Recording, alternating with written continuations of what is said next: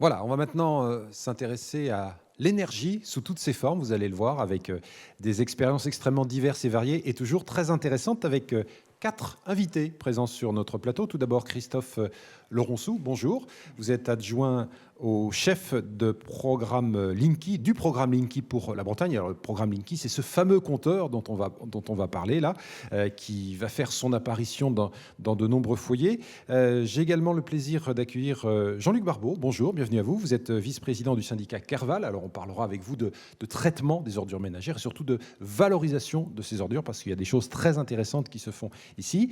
J'ai également le plaisir d'accueillir Thierry Trush. Bonjour. Président de l'association Braise EMR pour tout ce qui concerne l'énergie maritime. Là encore, il y a des choses très intéressantes. Et puis, je termine ce tour de table avec Désiré Mahé pour Aprobois. On verra là aussi que la valorisation, c'est quelque chose que vous connaissez bien et que vous pratiquez au quotidien. Allez, on démarre avec vous, Christophe, avec ce fameux compteur. Alors, on parle de compteur intelligent, de compteur connecté. La bonne définition, c'est laquelle ? Ni l'une ni l'autre, c'est compteur communicant. Et donc ça s'explique pour deux raisons. C'est qu'il y a une évolution technologique marquante avec ce nouveau compteur. J'ai amené en effet des anciens compteurs. Alors les ancêtres, on va dire ça comme ça. Oui, ancêtres. Voilà. Il y a celui-ci qu'on connaît bien. Oui, tout à fait. C'est le compteur électromécanique que l'on trouve dans les habitations qui ont un certain âge désormais, que l'on connaît depuis l'après-guerre et depuis les années 90. Alors, on a changé de couleur, c'est un peu plus gai. Voilà. Le compteur électronique qui est arrivé au début des années 90 et qui a gardé la même fonctionnalité, c'est-à-dire comptabiliser les consommations des particuliers et des utilisateurs. Et puis là, nous arrivons sur une nouvelle gamme qui va plus loin, qui continue à comptabiliser les consommations. Ça, on n'y échappe pas. Par contre, il y a une évolution marquante qui est le côté communicant, c'est-à-dire que ce compteur va recevoir des ordres à distance et va aussi pouvoir remonter des informations vers les services informatiques. Donc, une facilité d'utilisation à la fois pour le consommateur et pour l'entreprise. Tout à fait. Les deux sont gagnants. C'est-à-dire que le consommateur n'aura plus besoin d'être présent, notamment sur une intervention que l'on connaît bien, qui est le relevé du compteur. Donc là, pour les clients qui avaient leur compteur dans l'habitat, eh bien, il n'aura plus besoin d'être présent. Idem pour des mises en service. On pourra les faire à distance, ce qui évitera des délais de rendez-vous pour des clients qui seront ramenés aujourd'hui, c'est de l'ordre de 5 jours pour avoir un rendez-vous pour une mise en service ou modifier son contrat. Là, sous 24 heures, dès lors qu'un ordre aura été donné d'un fournisseur, eh bien, ce sera effectif directement chez le particulier. Alors, il y a des phases de test. Ces phases de test se sont déroulées dans des villes comme Lyon, comme Tours. Comme Tours, oui, en Indre-et-Loire. En effet, ça remonte à il y a 3-4 ans. En effet, il y a eu 300 000 compteurs d'installés et qui apportent satisfaction et qui sont en fonctionnement aujourd'hui. Bon, ça va donc tous nous concerner. Absolument. Comment ça va se passer chez les particuliers ? Un jour, il y a quelqu'un qui va frapper à votre porte en disant « Voilà, j'arrive avec ce beau petit compteur Linky et je viens l'installer ». Oui, donc il est vrai que c'est un programme qui est d'ampleur. C'est une opération de 5 milliards d'euros qui va durer 6 ans. On va aller un peu plus vite en Bretagne, seulement 5 ans, d'après ce que j'ai cru comprendre. Oui, tout à fait. Oui. Donc 35 millions sur la France entière de compteurs à remplacer. Sur la Bretagne, ça représente 2 millions. Et en effet, sur une petite particularité pour la Bretagne, nous sommes en effet à une petite pointe dans la métropole et nous sommes assez distants des sources de production. Et donc, nous sommes un petit peu fragiles de ce point de vue-là.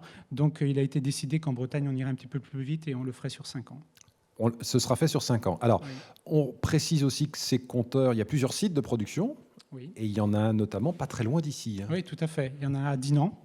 Sagemcom, donc qui à l'occasion qui travaille dessus depuis plusieurs mois désormais, qui a recruté 70 personnes pour assurer toute cette fabrication durant 5 ans.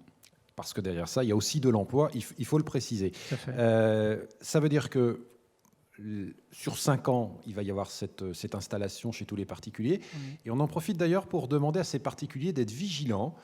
Parce que c'est toujours une période où il y a des gens, on va dire, mal intentionnés qui en profitent et qui se font passer pour des installateurs de compteurs. Oui, c'est en effet un point, d'ailleurs, pour les gens qui peuvent avoir l'occasion d'aller sur notre site erdf.fr, on met en garde les gens sur notre site. En effet, dans le cadre de cette opération, c'est une opération d'ampleur et donc Et vous allez passer chez tout le monde. Hein, et on va passer partout. Et en effet, des gens peuvent utiliser le nom de RDF ou des entreprises partenaires qui vont travailler avec nous pour passer la porte des gens. Alors comment on fait dans ce cas-là? Il y a une carte professionnelle? Oui, absolument. Donc, dans le cadre de cette campagne de déploiement de compteurs, donc, qui va débuter au mois de décembre, hein, donc on y est, tous les particuliers vont recevoir un courrier de RDF à peu près 45 jours avant la période où on va se rendre chez eux, qui indiquera nos coordonnées, notre service client, mais aussi les coordonnées de l'entreprise qui interviendra pour effectuer l'acte technique de remplacer ce fameux compteur. Et ça se cantonnera à ça avec une prise de rendez-vous pour les cas où le compteur se trouve dans l'habitat. Bon. Voilà. Vous nous rappelez le calendrier, Christophe Leronçou, d'un mot? Ça démarre au 1er décembre. Ça démarre en décembre. 1er décembre, ça démarre et on part pour 5 ans sur la Bretagne. Alors, on est sur un déploiement qui est complètement panaché. C'est-à-dire qu'on ne démarre pas par un département ou par une ville. Non, on déploie les compteurs partout sur le territoire breton. Il en est de même sur le territoire français, aussi bien rural que urbain. C'est complètement éclaté. On est parti tout simplement des circuits de relève, de la répartition des relevés des compteurs, pour que justement la couverture soit assurée et que tout le monde profite du compteur de manière équitable le plus vite possible. Merci pour tous ces éléments importants, puisqu'ils vont concerner tous les Bretons, tous les Français et tous les costarmoricains. 340 000 costarmoricains. 340 000 costarmoricains. Vous Oui. êtes décidément imbattable sur les chiffres. Allez, on va voir avec Jean-Luc Barbeau si vous êtes vous aussi incollable sur les chiffres. Alors, je vais vous laisser respirer un petit peu, puisqu'on a un reportage de présentation pour expliquer ce qu'est le syndicat Kerval. Je rappelle que c'est un syndicat qui est en charge du traitement des ordures ménagères, mais que vous allez bien au-delà de cette notion de traitement, puisqu'il y a cette valorisation, mais ça, c'est vous qui allez nous l'expliquer. Je vous invite avant cela à découvrir ce reportage tourné par Marie Pré pour Armor TV. Et ensuite, on continue l'explication avec Jean-Luc Barbeau. Collecter les 200 000 tonnes de déchets du centre costarmoricain, c'est la mission que s'est donnée Kerval Centre Armor. Ce syndicat mixte de traitement des déchets, créé en janvier 2014, s'installe au cœur d'une volonté d'améliorer le tri et le gaspillage des déchets ménagers. La fonction première de Kerval, c'est le tri et la valorisation des déchets ménagers. Kerval vient d'être lauréat d'un projet national qui s'intitule Territoire zéro gaspillage, zéro déchet, ce qui nous permet d'avoir des financements pour mettre en place des actions sur l'ensemble du territoire Kerval afin de sensibiliser le grand public au bon geste de tri et de prévention. Sensibiliser le grand public, c'est le mot d'ordre de cette nouvelle année. En janvier 2016, Kerval Centre Armor souhaite proposer aux scolaires comme au grand public des visites pédagogiques, un moyen ludique de faire découvrir le parcours emprunté par nos déchets ménagers. L'objectif des élus était bien de mettre en place sur le territoire des unités industrielles qui soient les plus performantes possibles. Donc avec des chaînes de tri, avec les dernières machines modernes et performantes. Et l'idée, c'était bien que ces différents outils, on les ouvre au public. Donc avec une partie salle où là, on va travailler, échanger sur la thématique déchets. Et ensuite, après, avec un parcours au sein de l'usine pour qu'ils s'aperçoivent de ce qu'on fait pour rendre une deuxième vie aux déchets, comme disait Madame Bouldé, donc pour faire du recyclage, de la valorisation énergétique, de la création de combustibles à base de déchets. Kerval Centre Armor n'est pas seulement un lieu de tri et de valorisation des déchets, c'est également un centre qui a pour volonté de générer des solutions. Pour cela, un projet de modernisation va voir le jour. Il permettra d'offrir ce qui se fait de mieux en matière de recyclage énergétique. Voilà pour ces premiers éléments. On va compléter tout cela avec vous, Jean-Luc Barbeau. Alors, Kerval, d'abord, ça veut dire en breton le lieu où l'on valorise, hein, c'est bien ça? Oui, c'est ça. C'est ça l'explication. Plus de 300 000 habitants sont concernés par ce dispositif. Votre première préoccupation, c'est bien évidemment de collecter ensuite de trier. Mais vous allez plus loin dans la démarche. Vous vous dites, il y a là quelque chose qu'on peut exploiter et qui peut même être producteur d'énergie. Je voudrais que vous nous en parliez parce que c'est effectivement essentiel. Oui, alors Kerval, c'est un syndicat de traitement, hein, donc on ne collecte pas. Ce sont les 13 établissements publics de coopération intercommunale qui collectent. En tout cas, vous récupérez. On récupère. Donc aujourd'hui, Kerval, c'est 13 EPCI, c'est 151 communes hein, sur notre territoire de compétences. Et c'est vrai que nous, on a fait le pari que les déchets, c'était une ressource depuis déjà longtemps. Donc on a plusieurs outils. On a un outil de tri mécanobiologique sur l'aune atlantique, donc qui valorise la matière organique des déchets ménagers. Alors, on fait de la pédagogie mécanobiologique, ça veut dire que ce sont des gaz que l'on récupère, hein, c'est ça? Non, c'est la matière organique. C'est la matière contenue organique dans les déchets, et on fait du compost avec. Voilà. Le compost a été tendu sur les terres agricoles après. Hein, il est certifié, hein, c'est Raphaël. On a aussi une usine d'incinération, hein, où on produit de l'électricité. On fait environ 300 kWh par tonne incinérée. On a un centre de tri. Alors, le film nous a montré le centre de tri génériste. Là, on recycle les déchets d'emballage, hein, donc d'une capacité de... On traite aujourd'hui 20 000 tonnes, mais il a une capacité de 38 000 tonnes. Et le projet, demain, c'est à la place d'une ancienne usine, l'usine des Châtelets, hein, qui faisait du compostage avec broyage en tête. On va faire un centre de tri haute performance. Et là, ce sont les déchets qui vont venir des 24 déchetteries du territoire. Une partie de ces déchets est encore valorisable, valorisation matière, mais aussi valorisation énergétique. Et donc, cet outil essaiera de retirer le maximum de valorisation matière, hein, puisque c'est l'objectif numéro 1. Et dans un deuxième temps, on fera du combustible solide de récupération, c'est-à-dire avec ces déchets, faire du combustible qui aujourd'hui va alimenter des cimenteries ou des chauffourneries, mais qui demain pourrait alimenter, parce qu'il y a déjà des modules qui sont en route, des petits modules de gazéification, c'est-à-dire qu'on pourrait, chaque industriel pourrait avoir un module de gazéification et alimenter avec du CSR et produire sa propre énergie, quoi. En tout cas, ce qu'on comprend bien à travers ce que vous nous expliquez, c'est qu'il y a une vraie volonté de la part des communes hein, qui composent ce syndicat ce qu'a parfois été la tendance il y a quelques dizaines d'années, d'envoyer ces ordures chez le voisin ou de les enfouir dans des conditions qui étaient parfois un peu compliquées, on va dire ça. Vous vous êtes dit, là, il y a quelque chose qu'on peut exploiter, encore faut-il avoir les bonnes idées au bon moment.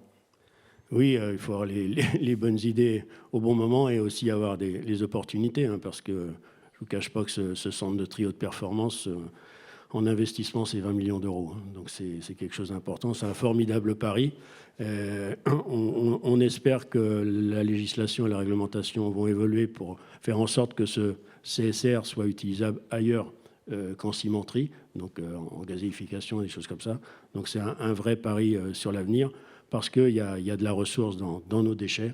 Et aujourd'hui, dans une région comme la Bretagne, qui ne produit qu'environ 9% ou 10% de ce qu'elle consomme en énergie, c'est important que les déchets soient une ressource. Alors justement, ça c'est important, Jean-Luc Barbeau. Est-ce que ça veut dire qu'on a de vraies marges de progression sur la valorisation des déchets ménagers? Est-ce qu'on est à l'aube de quelque chose de vraiment important et d'intéressant? Alors vous donniez ce chiffre hein, pour la Bretagne, parce qu'en Bretagne, on a besoin de récupérer de l'énergie. Oui, cet outil-là qu'on va mettre en place, ça va être le seul pour l'instant en Bretagne. C'est vrai que sur cette valorisation énergétique, les déchets sont tout à fait... c'est tout à fait la bonne option pour faire de l'énergie, oui. Bon. Moi, je me mets côté consommateur. Est-ce que ça veut dire que la taxe d'enlèvement des ordures ménagères va augmenter un peu? Parce qu'il y a tous ces outils qui sont des outils importants. Vous venez de nous l'expliquer. Mais c'est un coût. C'est un coût, mais on essaie de maintenir les coûts. Et on a calculé sur le principe, on ne veut pas augmenter plus que ça le traitement. Il faut savoir qu'en faisant ça, ce sont aussi des tonnages importants qui étaient exportés en dehors du département, à l'enfouissement, à Laval ou à Gueltas, et qu'aujourd'hui, on va les garder pour une grande part. On va en faire une valorisation énergétique, voire une valorisation matière. Donc derrière, c'est des recettes. C'est-à-dire que sur ces unités de traitement, lorsqu'ils rentrent sur ces unités de traitement, on sort une recette. Sur d'autres unités de traitement, c'est une dépense sans recette. Donc voilà, la valorisation sert à permettre aux syndicats d'avoir des recettes pour limiter les coûts de traitement. Et c'est des camions au moins qui circulent sur la route. Hein. Et en bilan carbone, c'est pas mal non plus. Une bonne opération. Oui. Bon, alors il y a quelqu'un d'autre. Merci pour ces éléments. Il y a quelqu'un d'autre là qui est à côté de moi, Désiré Mahé. Alors, vous allez prendre le micro. Finalement, j'allais dire qu'on était sur cette valorisation des déchets ménagers, et Dieu sait qu'on en produit beaucoup de déchets ménagers. Vous êtes dans un secteur d'activité, le bois, où pour toutes les scieries, il y a le bois qui est récupéré une fois qu'il est scié, mais il y a tous ces petits éléments, là, tous ces particules, tous ces déchets. Ça peut représenter jusqu'à 50% de la matière brute que vous aviez au départ. Oui, tout à fait, oui. On a coutume de dire que dans une scierie où il rentre 100 mètres cubes de bois, il en sort 50 mètres cubes en produits nobles, en planches, et 50 mètres cubes en sous-produits, on dira des coproduits aujourd'hui, parce que c'est vrai qu'ils n'ont pas toujours été valorisés, mais depuis pas mal d'années maintenant, c'est vrai que ces coproduits sont de mieux en mieux valorisés. Bon, on va quand même présenter l'entreprise. Aprobois, 90 salariés, c'est ça? C'est ça, donc Aprobois est une scierie implantée à Carhaix, donc je m'excuse, je ne suis pas dans le bon département, on a franchi la frontière. Mais c'est sans doute nos projets sur les Côtes d'Armor qui nous ont permis d'être invités ici ce soir. Et puis on est toujours preneur des bonnes expériences, figurez-vous, en Côtes d'Armor. D'accord, mais on est un cas limite, Carhaix, c'est juste à côté. Donc oui, une entreprise qui existe depuis bientôt 30 ans et qui est donc implantée au cœur de sa ressource, puisque nous ne travaillons que des bois bretons, et au cœur de son marché également. Donc c'est une entreprise de 90 salariés qui transforme aujourd'hui 60 000 mètres cubes de bois rond à l'année, ce qui représente une transformation de 8 à 9 grumiers par jour. Effectivement, ce sont des chiffres conséquents, donc des déchets, je ne sais pas comment vous les qualifiez vous, mais ce qui reste là, c'est 50% que vous ne pouvez pas vendre aux menuisiers, aux ébénistes. Ah non, bien sûr. Alors nous, on aime bien les mots compliqués, alors on dit que ce sont des produits connexes. En fait, ce sont des écorces, des sciures et des plaquettes. Alors, c'est aujourd'hui valorisé, mais c'est valorisé en produits bruts. Alors, c'est valorisé pour une part en agriculture, comme litière, pour la sciure. C'est valorisé dans des chaudières de forte puissance qui sont installées sur l'ouest de Bretagne en général, pour ce qui est des plaquettes et des écorces. Et puis, pour partie, c'est valorisé hors région, à plus de 400 km d'ici. Et donc, bilan carbone, hein. On pense que là, on n'est pas terrible pour le bilan carbone et qu'on peut mieux faire. Et c'est d'ailleurs notre projet futur, qui, lui, sera bien sur les Côtes d'Armor, qui nous permettra d'atteindre une meilleure valorisation de ces sous-produits. Bon, il y a déjà, quand vous avez commencé dans ce métier, il y a quelques années, ces déchets ou ces produits connexes, comme vous les appelez, on les mettait au fond du jardin, on mettait un peu le feu et puis on attendait que ça se passe, quoi. C'est un peu ça. Bah, c'est ça, on essayait de s'en débarrasser sans se faire piquer. Donc c'était mis au fond du champ. Il y a prescription maintenant, vous pouvez l'avouer. On allumait donc l'allumette et puis on essayait de faire en sorte que ça se consume le plus discrètement possible. Évidemment, tout ça n'est plus possible aujourd'hui, et heureusement. Et heureusement, effectivement. Alors, j'allais dire qu'on est dans l'exemple inverse. Là, on n'était pas très vertueux il y a quelques années. Vous allez l'être complètement avec cet outil-là. Je voudrais que vous nous le présentiez parce qu'effectivement, c'est pour très bientôt. Hein. On parle de 2017. Hein.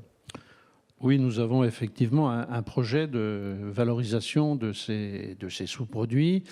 Alors c'est où? Ça se passerait à Rostrenain, donc pas très loin d'ici, à Rostrenain, donc dans des bâtiments que nous allons revaloriser, qui sont aujourd'hui, on peut dire, une friche industrielle, mais qui conviennent bien. À qui vous allez donner une deuxième vie. On va essayer de donner une deuxième vie, effectivement, oui. Donc ce projet, effectivement, devrait voir le jour au printemps 2017. Les travaux devraient démarrer au printemps 2016, donc d'ici un peu moins de 6 mois maintenant. Donc il s'agit d'un investissement relativement lourd pour notre entreprise, qui est malgré tout une petite entreprise, même si elle fait partie des scieries les plus importantes de Bretagne. Elle reste malgré tout une petite entreprise. Il s'agit donc d'un investissement de 7 millions d'euros et qu'il doit nous permettre de produire 25 000 tonnes de granulés, ce qui nécessite environ 50 000 tonnes de produits humides à l'entrée. Ça fait quand même quelques semi-remorques par jour, effectivement. Alors, 25 000 tonnes de granulés, ça ne dit sans doute pas grand-chose. Il faut savoir qu'un consommateur final va utiliser de l'ordre de 2 tonnes par an pour chauffer sa maison. Et donc, 25 000 tonnes de granulés, ça doit permettre de chauffer entre 10 et 15 000 maisons ici, en centre-Bretagne et plus largement en Bretagne. Est-ce qu'il y a déjà des outils comme celui-là qui sont en fonctionnement ailleurs, en France ou dans d'autres pays européens? Oui, il y a d'autres outils qui sont en fonctionnement en France et bien sûr dans d'autres pays européens. Depuis quelques années, je dirais depuis le début des années 2000. Il faut savoir qu'en France, par exemple, il se produisait 50 000 tonnes de granulés en 2000. Et qu'aujourd'hui, en 2015, on a franchi le cap du 1 million de tonnes. Donc on est sur un produit qui a une très forte expansion. Alors pour aujourd'hui, il n'y a pas beaucoup d'outils encore en France. Il y a quelques outils industriels. Et en Bretagne, nous serons le deuxième outil, c'est-à-dire l'outil qui a pour vocation d'alimenter l'Ouest Bretagne en granulés. Bon, il va falloir défricher tout ça, trouver de bonnes idées. On va essayer. On vous fait confiance. Tiens, il y en a un qui aime bien aussi les bonnes idées, qui aime bien défricher. Allez de l'avant. Thierry Trush, président. Alors, vous intervenez, parce que vous avez plusieurs casquettes, mais vous intervenez en tant que, cette fois-ci, président de l'association Braize EMR, Énergie Maritime Renouvelable. Ça démarre en février de l'année dernière, c'est ça, avec plusieurs entreprises qui décident de faire avancer une réflexion commune? Voilà, exactement. En février de l'année dernière, avec l'aide et le partenariat de Côtes d'Armor Développement, donc je tiens à les remercier, et de la CCI des Côtes d'Armor, l'aide aussi de la Caisse des dépôts et des consignations, quelques chefs d'entreprise costarmoricains, c'est une initiative costarmoricaine, mais à vocation régionale. On pensait que la baie que le projet Almarine sur la baie de Saint-Brieuc était une opportunité à ne pas laisser passer. En fait, le constat était le suivant. Nous sommes partis, en fait, si nous ne prenons pas un peu notre destin en charge au niveau breton, nous sommes partis sur le fait de ramasser sur un plan industriel et touristique et au niveau des sociétés de services un petit peu les miettes, mais les miettes ont une belle taille, donc il ne faut pas les mépriser, les miettes du parc qui va se déployer dans la baie de Saint-Brieuc. Alors, j'entends quoi par miettes? J'entends tout ce qui est, pendant la construction, activités d'accueil, d'hébergement des personnels, de restauration des personnels, tout ce qui va être transit maritime, etc., par hélicoptère également. Donc là, il va y avoir également tout un support logistique sur lequel un certain nombre d'entreprises vont être impliquées. Et puis, une fois que le parc sera opérationnel, pendant sa période d'exploitation, il y aura tout un tas d'activités de maintenance. Donc tout ça est un petit peu captif et les entreprises costarmoricaines et bretonnes en sont nécessairement. Par contre, quand on regarde ce qui compose une éolienne, ce sont des pales, on n'en fait pas. C'est un énorme fût, là, un mât, on n'en fait pas. Et puis c'est une turbine avec une magnifique mécanique embarquée. Et aujourd'hui, ce sont plutôt les Allemands, les Espagnols ou d'autres qui s'étaient exercés lors du déploiement des éoliennes terrestres, dont nous ne fûmes pas non plus, mais là, en France en général, qui ont donc su déployer un savoir-faire. Alors, il ne s'agit pas, au travers de Braize EMR, on n'a pas cette prétention de déployer toute une infrastructure et toute une industrie pour réaliser des mâts et des éoliennes complètes, et des pales complètes, mais il s'agit de participer malgré tout. Vous avez dit qu'il y a une opportunité. Voilà, il y a une opportunité. Et on s'est dit, qu'est-ce que l'on peut faire avec d'autres acteurs? Je pense à Bretagne Pôle Naval, qui est très impliqué. Je pense à la région, qui est très, très impliquée au niveau de Bretagne, de son bras armé, son agence économique, économique BPI, mais je pense aussi à d'autres acteurs. On s'est dit, plus fort, on sera un petit peu plus lisible, plus visible. On pourra se faire connaître auprès de donneurs d'ordre dans des salons. Donc ça a été notre première étape. Vous étiez à Copenhague, il n'y a pas On était à Copenhague en ce début d'année. Donc une quinzaine d'entreprises régionales. Vous trouvez de la métallurgie, donc des usineurs, vous trouvez du composite, vous trouvez de la charpente métallique, vous trouvez de la chaudronnerie, vous trouvez également de l'ingénierie électrique, du transport, de la logistique, du traitement de surface, de la peinture, et j'espère ne pas en oublier. En tout cas, un panel très complet. Et complémentaire. Et complémentaire. Voilà. Et ça vous permet notamment de faire de la mise en réseau. Alors, ça c'est important. Ça nous permet déjà de mieux nous connaître. Dans nos statuts, je les ai relus avant de venir vous voir, le partage de l'information et la communication est un leitmotiv. Voilà, c'est un pivot.